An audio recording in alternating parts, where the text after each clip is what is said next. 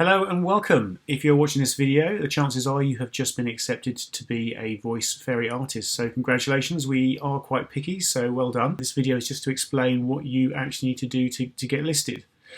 First thing to do is to click on Dashboard, and you should have these two red squares here, and these represent the two things that you need to do.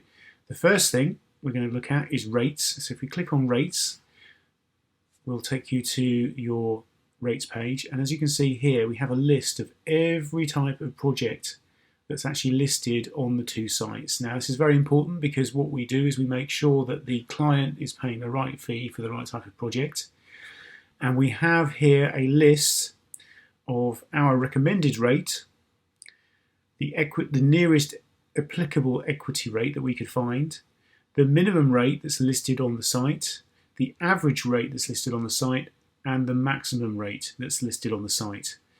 And once you put a rate in for yourself, there'll also be a rate listed here for what you get paid after we take our commission.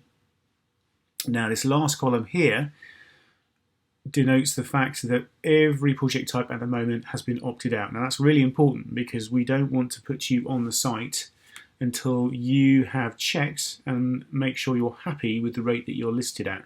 These rates are per hour and they're in pounds sterling. And to change your listing, you just go to Edit. Now it's important to say that you as the artist are completely in control here. You are able to list yourself for projects that you would be interested in doing and opt out of projects that you don't want to do. So for example, we have some artists who really don't want to do audiobook work, and that's absolutely fine, so they opt out of that particular project type.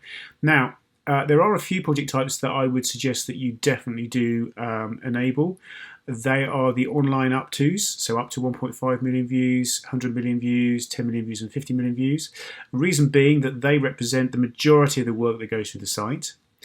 Also, it's probably worth enabling pitch. Now a pitch is where a company is using your voice to pitch for work. So your voice will be shown internally to a company or a number of companies to pitch a particular job, but that is the limit of their usage. Something very similar to a pitch is internal corporate internal comms.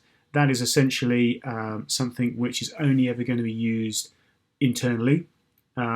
So it will be for employee communication, that kind of stuff, but it won't be used externally. Audition is an important one. That is purely if a client wants to hear your voice on a particular script to then decide whether they want to go ahead with you. We are fairly unique in that we do not offer free auditions to clients. Clients have to pay for auditions, and this is the project type that they use. So again, you can set this rate to whatever you want.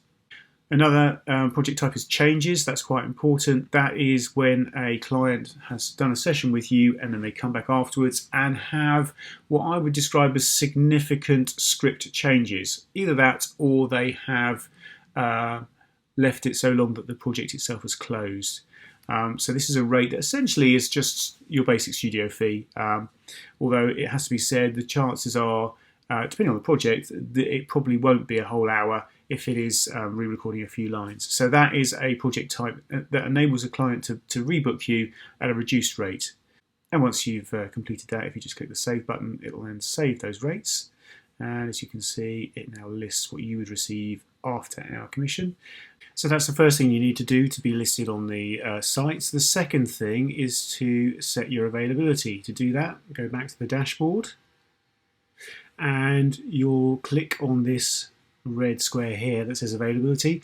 The video that's linked to the end of this video explains how to do that.